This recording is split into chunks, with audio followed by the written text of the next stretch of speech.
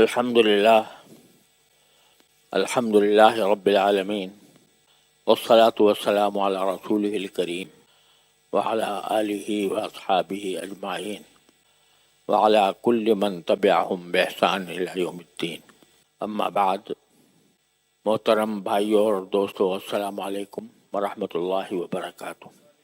پچھلے 2-3 بیانات میں نے یہ عرض کیا تھا کہ صدق کس کو کہتے ہیں، یعنی سچائی کیا ہوتی ہے، اور اس میں صرف زبان ہی کی سچائی مراد نہیں ہے بلکہ اعمال کی بھی سچائی.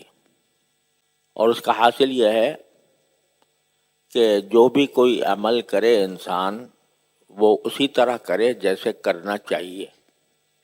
عبادت کرے تو ایسے کرے جیسے عبادت چاہیے، اور معاملات کرے، خرید و فروخت کا کوئی معاملہ کرے، کوئی معاہدہ کرے، تو اس کو بھی اسی طرح کرے جیسے کرنا چاہیے.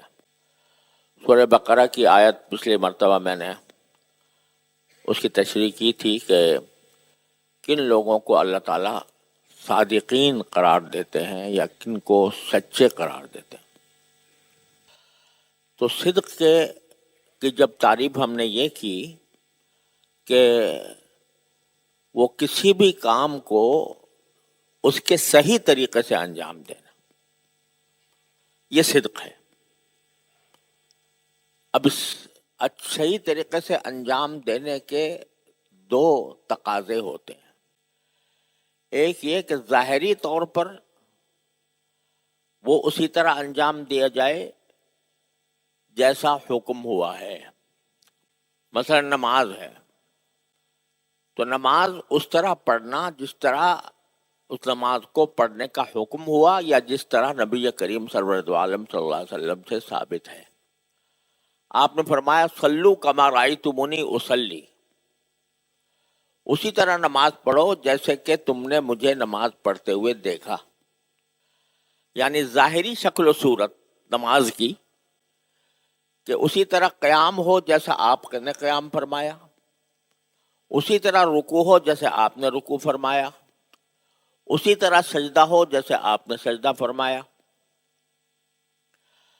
تو اس کی ایک ظاہری صورت ہے، وہ بھی صدق میں داخل ہے. یعنی سنت کے مطابق، خلاصہ یہ سنت کے مطابق کوئی کام انجام دینا، چاہے عبادت ہو یا غیر عبادت ہو، وہ صدق ہے. نماز کے اندر جیسے میں نے عرض کیا، صدق یہ ہے کہ انسان نماز کو سنت کے مطابق ادا کرے. جہاں تک آپ نے ہاتھ اٹھائے وہاں تک ہاتھ اٹھائے، جہاں باندھے وہاں پر باندھے، کھڑا ہو تو سیدھا کھڑا ہو، رکوع میں ہو تو پوری طرح رکوع کرے، سجدے میں ہو تو سجدہ پوری طرح کرے. یہ صدق ہے ظاہری اعتبار سے اس نماز کو اسی طرح ادا کرے جس طرح رسول کریم صلی اللہ علیہ وسلم نے ادا فرمایا. اور ایک اس کی باطنی صورت ہے. باطنی صورت یہ ہے کہ اگرچہ نماز ٹھیک پڑھ رہا ہو سنت کے مطابق، لیکن اس کا جو مقصود ہے وہ اللہ کو راضی کرنا ہو، دکھاوا مقصود نہ ہو، ورزش مقصود نہ ہو، بلکہ اللہ جل جلالہ کو راضی کرنا مقصود ہو. اس کو اخلاص کہتے ہیں. تو اخلاص بھی در حقیقت صدق کا ایک حصہ ہے. صدق جو ہے وہ کسی بھی کام کو سنت کے مطابق انجام دینا اخلاص کے ساتھ. اب اس لیے اخلاص جو ہے وہ بھی صدق کا ایک جز ہے، ایک حصہ ہے. کوئی بھی آدمی کوئی کام کرے تو اس میں جب وہ اللہ کی رضامندی، اللہ کی خوشنودی پیش نظر ہوگی تو وہ کام مخلصانہ ہوگا اور اللہ تعالیٰ کے یہاں قبول ہوگا. اور یہ اخلاص ایسی چیز ہے جو نہ صرف یہ کہ نیکیوں کو مقبول بنانے کے لیے ضروری ہے، اللہ کے ہاں مقبول بنانے کے لیے ضروری ہے، بلکہ ایسی چیز ہے جو مٹی کو بھی سونا بنا دیتی ہے۔ یعنی وہ کام جو در حقیقت عبادت نہیں تھے ان کو بھی عبادت بنا دیتی ہے۔ جیسے کھانا کھائے کوئی آدمی اور اس میں مقصد یہ ہو کہ میں رسول اللہ تبارک و تعالیٰ نے میرے نفس کا مجھ پر حق رکھا ہے، میں اس حق کی ادائیگی کے لیے کھانا کھا رہا ہوں، تو یہ بھی ثواب بن جاتا ہے۔ تو اخلاص ایسی چیز ہے جو ایک طرف عبادتوں اور نیکیوں کا اصل فائدہ حاصل کرنے کے لیے ضروری ہے۔ اگر وہ اخلاص نہیں ہوگا، اللہ جل جلالہ کی رضا اور خوشنودی پیش نظر نہیں ہوگی، تو وہ کتنے ہی نیکی کا کام ہو وہ باعث اجر و ثواب نہیں ہوگا، بلکہ بعض اوقات الٹا گناہ بن جائے گا۔ تو اخلاص کا قرآن کریم میں جگہ جگہ ذکر ہے، مخلصین لہ الدین، کہ یہ نیک بندے وہ ہوتے ہیں جو اپنی اطاعت خالصتاً اللہ کے لیے کرتے ہیں۔ لہذا ریاکاری، دکھاوا، حب جاہ، حب شہرت، یہ چیزیں ایسی ہیں جو اخلاص کے منافی ہیں، لہذا اس کی وجہ سے کسی نیکی کا اجر نہیں ملتا۔ کوئی شخص علم دین حاصل کر رہا ہے، طالب علم ہے، اگر اس کے پیش نظر یہ ہے کہ میں اللہ تبارک و تعالیٰ کی رضا کے لیے، اس کی خوشنودی حاصل کرنے کے لیے میں علم حاصل کر رہا ہوں، تب تو یہ علم حاصل کرنا بہت بڑی نعمت ہے، بہت بڑا ثواب کا کام ہے۔ اور بزرگوں نے کہا ہے کہ طالب علم کی جس روشنائی سے وہ قلم سے لکھتا ہے وہ شہداء کے خون کے برابر فضیلت رکھتی، اور فرشتے اس کے لیے اپنے پر بچھاتے ہیں۔ اللہ تبارک و تعالیٰ اس کے ایک ایک حرف کے اوپر نیکیاں لکھتے ہیں۔ لیکن اگر وہ اس لیے پڑھ رہا ہے کہ میں بڑا عالم کہلاؤں، علامہ کہلاؤں، لوگوں میں میری شہرت ہو جائے، میرا وہ مقام بن جائے جو فلاں عالم کا ہے، مثلا کہ ساری دنیا اس کی طرف رجوع کرتی ہے، میں بھی ایسے ہی بن جاؤں کہ ساری دنیا میری طرف رجوع کیا کرے، میری معتقد ہو، میری تعریف کیا کرے، اس غرض سے اگر کوئی پڑھ رہا ہے تو اخلاص کے منافی ہے، اور اس طلب علم کا اللہ تبارک و تعالیٰ کے ہاں ایک دمڑی بھی اجر و ثواب اس میں نہیں ہے۔ بلکہ حدیث میں رسول کریم صلی اللہ علیہ وسلم نے فرمایا، من سمع سمع اللہ بہ، جو شخص شہرت کے لیے کوئی کام کرتا ہے کہ میری شہرت ہو جائے، تو اللہ تعالیٰ آخرت میں اس کی بدنامی کریں گے، آخرت میں وہ بدنام ہوگا، العیاذ باللہ۔ تو اخلاص ایسی چیز ہے جو ہر عمل کے اندر وزن پیدا کرتی ہے اور اس کے کو باعث اجر و ثواب بناتی ہے۔ اس کے بغیر اگر کوئی عمل ہو، چاہے کتنا ہی نیک عمل ہو، لیکن اللہ کو راضی کرنے کے لیے نہیں ہے، کسی اور مقصد سے ہے، دنیاوی مقصد سے ہے، تو اس کا کوئی اجر و ثواب نہیں ہوتا، بلکہ بعض اوقات سخت گناہ ہو جاتا ہے تو اتنی ضروری چیز کہ اس کے بغیر کوئی نیکی نہیں، اللہ کے ہاں مقبول نہیں، لیکن ہے بھی ذرا اس کو پوری طرح حاصل کرنا آسان نہیں ہے۔ اسی لیے فرمایا گیا کہ الناس کلہم ہلکا الا العالمون، سارے انسان تباہ و برباد ہیں سوائے ان کے جو علم رکھتے ہیں، اور العالمون کلہم ہلکا الا العاملون، جتنے بھی علم رکھنے والے ہیں وہ بھی تباہ و برباد ہیں سوائے ان کے جو علم پر عمل کرتے ہیں۔ والعاملون كلهم ہلکا الا المخلصون، اور جتنے عمل کرنے والے ہیں وہ بھی برباد ہیں سوائے ان کے جو اخلاص کے ساتھ کرتے ہیں عمل. والمخلصون علی خطر عظیم، اور مخلص لوگ جو ہیں وہ بڑے خطرے میں ہیں.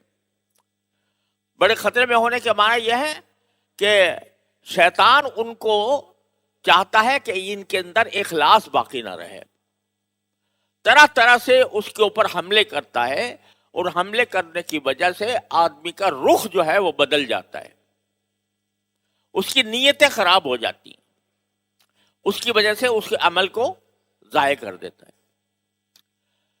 تو مل مخلصون علی خطر عظیم کے معنی یہ ہے کہ انسان کو اپنے اخلاص کو برقرار رکھنے کی جد و جہد ساری عمر کرنی ہے، اس لیے کہ شیطان طرح طرح سے اس اخلاص کو ختم کرنے کی کوشش کرتا ہے. آپ نماز پڑھ رہے ہیں، اللہ کے لیے پڑھ رہے ہیں، اللہ کے لیے شروع کی، اللہ کی رضا کے لیے شروع کی، اور اس میں آپ نے کچھ اللہ کی رضا کے خاطر خشوع بھی پیدا کر لیا، اور خوب سنت کے مطابق ادا کرنے کی کوشش شروع کر دی.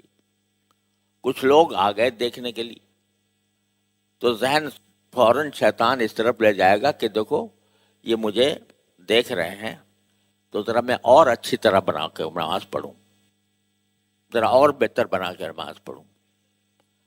تو یہ شیطان نے کچوکا لگا دیا. اب اگر لوگوں کے دیکھنے کی وجہ سے اپنے معمول سے زیادہ آپ خشوع اختیار کرتے ہیں تو اخلاص ختم ہو گیا. ہاں، اگر جس طرح پڑھ رہے ہیں اسی طرح پڑھتے رہیں، دوسرے کے دیکھنے کی وجہ سے اس میں کوئی اضافہ نہیں کرتے، جس طرح ٹھیک پڑھ رہے تھے اسی طرح ٹھیک پڑھتے رہیں اللہ کے لیے. کوئی دیکھ رہا ہے تو دیکھے، اور اس سے خوشی بھی ہو جائے دل میں کہ بھئی میرا اچھا عمل دوسرے کے سامنے آیا، تو یہ خوشی بھی اخلاص کے منافی نہیں، بلکہ اس کی حضور اقدس صلی اللہ علیہ وسلم نے اس کی تائید فرمائی. نازک بات کہہ رہا ہوں، ذرا سمجھنے کی ہے. ایک حدیث میں آتا ہے کہ ایک صحابی نے رسول کریم صلی اللہ علیہ وسلم سے پوچھا کہ یا رسول اللہ، بعض اوقات میں کوئی نیک عمل کر رہا ہوتا ہوں، نماز پڑھ رہا ہوتا ہوں، تو کوئی مجھے دیکھ لیتا ہے، تو مجھے دل میں خوشی ہوتی ہے کہ اس کے سامنے میرا ایک اچھا عمل آیا، یہ خوشی ہوتی ہے. تو یہ خوشی ہو جانا یہ ریاکاری تو نہیں. رسول کریم صلی اللہ علیہ وسلم فرمایا تلک عاجل بشر المؤمن، یہ جو تمہیں خوشی حاصل ہوئی کہ میرے ایک اچھے عمل لوگوں کے سامنے آیا، یہ ایک مومن کی نقد خوشخبری ہے. نقد خوشخبری ہے، یعنی نقد خوشی کی بات ہے. کیوں؟ اس لیے کہ جب تم نے نماز شروع کی تھی اس وقت میں مقصود کسی کو دکھانا نہیں تھا، ریاکاری نہیں تھی. اس وقت تو تم اللہ کے لیے پڑھ رہے تھے، اللہ تبارک و تعالیٰ ہی کی رضا مقصود تھی. اب اپنے اختیار کے بغیر ایک آدمی آ گیا، اس نے دیکھ لیا تمہیں، اس سے دل میں خوشی خود بخود پیدا ہو گئی، اس کی وجہ سے تم نے اپنے نماز میں کوئی تغیر بھی نہیں کیا، جیسے پڑھ رہے تھے پڑھتے رہے. تو اس سے کوئی ریاکاری نہیں ہوتی، یہ اخلاص کے خلاف نہیں ہے. لیکن اگر اس کے دیکھنے کی وجہ سے اپنے معمول کے عمل میں کچھ اضافہ کر دیا کہ ذرا اور دکھاؤں اس کو کہ میں کیسے کتنا خشوع و خضوع سے نماز پڑھنے والا ہوں، تو یہ ریاکاری ہو گئی. اس لیے کہہ رہے المخلصون علی خطر عظیم، اخلاص والے لوگ جو ہیں وہ بڑے خطرے میں ہیں کہ کسی وقت بھی ان کا اخلاص مڑ کر ریاکاری میں تبدیل ہو سکتا ہے. اصل بات یہ ہے کہ اعتبار ہوتا ہے کسی بھی عمل کے محرک کا، کہ آپ نے ایک کام کس لیے شروع کیا، محرک کیا تھا، داعیہ کیا تھا. جس وقت آپ نے کام شروع کیا اس کا اعتبار ہے. اگر وہ شروع کیا تھا اللہ کے لیے اگر وہ شروع کیا تھا اللہ کی خوشنودی کے لیے تو بس اخلاص ہو گیا.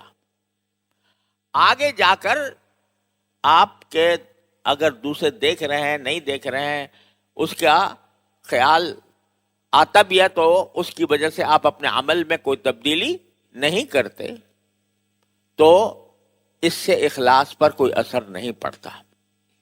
لیکن تبدیلی کر لی صرف کیسے یہ ریاکاری یا دکھاوا جو کسی کے اخلاص کو تباہ کر دیتا ہے یہ اس وقت ہے جب کہ کسی کام کا محرک اصل داعیہ اصل سبب وہ اللہ کے علاوہ کسی اور کو خوش کرنا ہو. اور یہ چیز ہمارے زندگی کے تمام معاملات پر یہی حکم ہے. اب آپ سوچو کہ عام طور سے ہمارے ہاں رواج ہے کہ جب کسی کے ہاں کوئی تقریب ہوتی ہے شادی بیاہ کی یا کسی اور کام کی, بچے کا قرآن کریم ختم ہوا ہے اس کی تقریب ہو رہی ہے, بچے کا عقیقہ ہوا ہے اس کی تقریب ہو رہی ہے, نکاح ہوا ہے اس کی تقریب ہو رہی ہے, اس موقع پر عام طور سے رواج ہے کہ جس کے ہاں تقریب ہوتی ہے تو جو تقریب میں شریک ہوتے ہیں وہ اس کو کچھ ہدیہ پیش کرتے ہیں.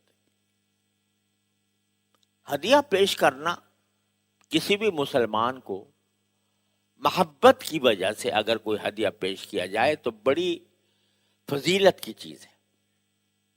رسول کریم سرورت عالم صلی اللہ علیہ وسلم فرمایا تہادوا تحابوا او کما قال صلی اللہ علیہ وسلم, ایک دوسرے کو ہدیے دیا کرو, اس سے تمہارے دلوں میں آپس میں ایک دوسرے سے محبتیں پیدا ہوں گی, بشرطے کہ وہ ہدیہ جو پیش کیا جا رہا ہے کسی کی محبت کی خاطر پیش کیا جا رہا ہے اور اس لیے پیش کیا جا رہا ہے کہ سنت ہے رسول اللہ صلی اللہ علیہ وسلم, تو بہت بڑے ثواب کا کام ہے. لیکن جب تقریبات میں لوگ ہدیے پیش کرتے ہیں تو اس میں ہر دماغ میں کچھ اور ہوتا ہے. دماغ میں یہ ہوتا ہے کہ یا تو یہ بات ہوتی ہے کہ اس نے میری تقریب پر ہدیہ دیا تھا لہذا مجھے بھی دینا چاہیے, گویا بدلہ ہو گیا. یا اس میں یہ خیال ہوتا ہے کہ آج میں اس کو کچھ تقریب پہ ہدیہ دوں گا تو میری تقریب پہ اس سے زیادہ دے گا. قرآن کریم نے اس کو ایک جگہ ربا سے تعبیر فرمایا, اور سورہ مدثر جو بالکل ابتدائی صورتوں میں سے ہے اس میں اللہ نے اس سے منع کیا لا تمنن تستکثر, کسی پر احسان اس لیے نہ کرو کہ اس سے زیادہ وصول کرو. یہ نیتیں آ گئیں تو ہدیہ برباد ہو گیا, گناہ ہو گیا, ریاکاری ہو گئی. اب اسی میں یہ بات بھی ہے کہ اگر میں نے اس تقریب کے موقع پر اس کے سامنے کوئی ہدیہ پیش نہ کیا تو ناک کٹ جائے گی. یعنی لوگ کہیں گے کہ بھائی اس کے بھائی کی شادی تھی یا اس کے ماموں چچا کی شادی تھی, اتنا بھی اسے توفیق نہ ہوئی کہ کوئی تھوڑا سا ہدیہ پیش کر دیتا. یہ خیال دل میں آتا ہے کہ اگر میں نہیں کروں گا تو میری بدنامی ہوگی لہذا دوں گا. تو یہاں پہلے ہی قدم پر اخلاص ختم ہو گیا. وہ ہدیہ اللہ کے لیے نہ ہوا, محبت کی وجہ سے نہ ہوا, وہ اپنی بدنامی کو مٹانے کے لیے ہوا. اخلاص ختم. اخلاص ختم تو اس ہدیہ دینے میں نہ صرف یہ کہ ثواب نہیں بلکہ گناہ کا بھی اندیشہ ہے. یہ ہمارے معاشرے میں پھیلی ہوئی ہے یہ بات, اور کوئی اس کو ناجائز بھی نہیں سمجھتا. ارے بھائی ہدیہ کسی کو دینا ہو دل کی خوشی سے دیا جاتا ہے, محبت سے دیا جاتا ہے. اگر دل میں باقی تقاضا ہے کہ بھئی میرا عزیز ہے، میرا رشتہ دار ہے، اس کی خوشی کا موقع ہے، میرا دل چاہ رہا ہے کہ میں اس کو کچھ پیش کروں، بڑی اچھی بات ہے، اس پر انشاءاللہ ثواب بھی ملے گا۔ لیکن اگر یہ ہے کہ بھئی اگر نہیں دوں گا، دل تو نہیں چاہ رہا دینے کو، لیکن زبردستی اس لیے دے رہا ہوں کہ اگر نہ دیا تو ناک کٹ جائے گی، تو اخلاص ختم ہو گیا۔ اخلاص ختم ہوا تو وہ ہدیہ سچا ہدیہ نہیں ہے، صدق ختم ہو گیا، سچائی ختم ہو گئی، وہ ہدیہ سچا نہیں، کیونکہ اخلاص نہیں اس میں۔ اور یہ چیز زندگی کے ہر شعبے میں ہے۔ ایک آدمی تجارت کر رہا ہے اور تجارت میں پیسہ کمانے کے سوا کچھ مقصود نہیں، صرف یہ ہے کہ پیسہ کماؤں گا، زیادہ سے زیادہ کماؤں گا، تو یہ عمل اگر وہ کسی ناجائز طریقے سے نہیں کماتا تو جائز ہے، کوئی گناہ نہیں۔ لیکن اگر وہ تجارت اس لیے کر رہا ہے کہ اللہ تبارک و تعالیٰ نے، نبی کریم صلی اللہ علیہ وسلم نے بھی تجارت کی تھی، میں حضور کی سنت پر عمل کرنے کے لیے تجارت کر رہا ہوں، تو یہ تجارت چونکہ اللہ کے لیے ہو رہی ہے، نبی کریم صلی اللہ علیہ وسلم کی سنت کی اتباع میں ہو رہی ہے، اس پر ثواب ملے گا۔ اور حدیث میں فرمایا التاجر الصدیق الامین مع النبیین والشہداء یوم القیامہ، او کما قال صلی اللہ علیہ وسلم، جو سچا اور امانت دار تاجر ہے وہ آخرت میں اللہ تبارک و تعالیٰ اس کو انبیاء کرام کے ساتھ اور صدیقین کے ساتھ اٹھائیں گے۔ تو اس لیے ایک چھوٹی سی چیز، وہی کام تم خالص پیسہ کمانے کے لیے کر لو، مقصود صرف پیسہ کمانا اور کچھ بھی نہیں، تو ٹھیک ہے، وہ تجارت ہو گئی، اگر حلال طریقے سے کر رہے ہو جائز ہے۔ لیکن اگر اسی میں یہ نیت شامل کر لی اور اصل محرک یہ ہے کہ سنت ہے رسول کریم صلی اللہ علیہ وسلم کی، تو اخلاص پیدا ہو گیا، اور اخلاص کے نتیجے میں وہ تجارت بھی عبادت بن گئی۔ اخلاص ایسی چیز، میں نے کہا کہ مٹی کو بھی سونا بنانے کی صلاحیت رکھتی ہے۔ تو ہر انسان کو کوئی بھی نیکی کر رہا ہو، اس کو یہ دیکھنا چاہیے کہ میرا اس نیکی کا محرک کیا ہے، کیوں کر رہا ہوں۔ اگر اللہ کے لیے کر رہا ہوں تو بہت اچھی بات ہے، اگر کچھ اور مقصود، اسی لیے بزرگوں نے فرمایا کہ جو مجمع میں چندے کیے جاتے ہیں نا، چاہے وہ چندہ کتنے ہی اعلیٰ مقصد کے لیے ہو، وہ چاہے مسجد کے لیے ہو، مدرسے کے لیے ہو، ہسپتال کے لیے ہو، کسی بھی نیک کام کے لیے ہو، مجمع میں کرنا، اس میں اندیشہ ہوتا ہے کہ کوئی شخص اس بنا پر دے دے کہ بھئی سارے لوگ تو دے رہے ہیں، میں اگر خاموش بیٹھا رہا تو میری بدنامی ہوگی، اس لحاظ سے دے گا۔ وہ خوش دلی سے نہیں، کیونکہ خوش دلی سے نہیں، اس لیے اس کا اوپر ثواب بھی نہیں ملے گا اس کو، بلکہ گناہ ہونے کا اندیشہ ہے، کیونکہ ریاکاری کے لیے دے رہا ہے، دکھاوی کے لیے دے رہا ہے۔ اب مجمع کے اندر باقاعدہ فلاں صاحب نے اتنے پیسے دیے، فلاں صاحب نے اتنے پیسے دیے، فلاں صاحب نے اتنے پیسے دیے، تو ہوتا کیا ہے کہ ایک آدمی بیٹھا ہے، ساری دنیا اس کو جانتی ہے کہ اچھا مالدار ہے، اس کا دل تو نہیں چاہ رہا تھا، مگر اس نے دیکھا کہ 3 آدمیوں کا نام لیے گئے ہیں بڑے بڑے لوگوں کے، تو چلو میں بھی دے دیتا ہوں، میرا بھی نام آ جائے گا۔ یہ اخلاص ختم ہو گیا، اس کا کوئی فائدہ نہیں۔ اسی لیے بزرگوں نے کہا کہ مجمع میں نہیں کرنا چاہیے چندہ، اس سے خطرہ ہے کہ لوگ دکھاوے کے لیے دیتے گے۔ تو غرض زندگی کے ہر شعبے میں اخلاص کی ضرورت ہے، اور اخلاص ہو تو مٹی بھی سونا بن جاتی ہے، اخلاص نہ ہو تو سونا بھی مٹی بن جاتا ہے۔ لہذا ہر انسان کو اپنے ہر عمل کے وقت میں یہ دیکھنا چاہیے کہ یہ کام میں اللہ کو راضی کرنے کے لیے کر رہا ہوں یا محض لوگوں پر رعب جمانے کے لیے یا تعریف حاصل کرنے کے لیے کر رہا ہوں. اس کو دیکھتے ہوئے آدمی قدم قدم پر اپنا جائزہ لیتا رہے. اور اسی لیے کہا گیا ہے کہ انسان کی اصلاح عام طور پر اس وقت تک نہیں ہوتی جب تک وہ کسی مربی سے تعلق قائم نہ کرے.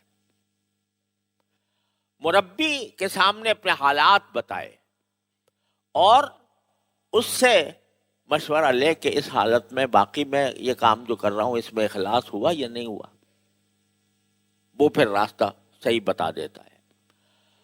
تو میرے بھائیوں اور عزیزوں، ہم زندگی کے اس سفر میں ہمیں قدم قدم پر اخلاص کی ضرورت ہے. اللہ تعالیٰ وہ اخلاص پیدا فرما دے تو صبح سے لے کر شام تک کی زندگی پوری کی پوری وہ اجر و ثواب کی مستحق بن جاتی ہے، چاہے دیکھنے میں وہ عبادت نظر نہ آ رہی ہو. اور اس کے لیے میں یہ بار بار عرض کیا کرتا ہوں کہ ہر روز صبح کو اٹھ کے نماز فجر کے بعد اللہ تعالیٰ کے سامنے ایک عہد کر لو، یا اللہ آج جو کچھ کروں گا آپ کی رضا کے لیے کروں گا، یہ عہد کر لو. اور پھر ساتھ ہی دعا بھی مانگ لو، یا اللہ میں نے عہد تو کر لیا مگر میں اس عہد پر از خود قائم رہنا میرے لیے مشکل ہوگا جب تک کہ آپ کی توفیق میرے شامل حال نہیں ہوگی. تو میں آپ سے عہد بھی کرتا ہوں اور ساتھ آپ سے دعا بھی مانگتا ہوں کہ یا اللہ مجھے اس عہد پر قائم رہنے کی توفیق عطا فرما، میری ساری زندگی کو اخلاص سے بھر دے. روزانہ دعا مانگو، روزانہ صبح اٹھ کے. کہنے کو معمولی بات ہے لیکن کر کے دیکھو تو انشاءاللہ زندگی میں انقلاب آ جائے گا. اللہ تبارک و تعالیٰ اپنے فضل و کرم سے مجھے اور آپ کو سب کو اس کی توفیق عطا فرمائے. وآخر دعوانا الحمدللہ.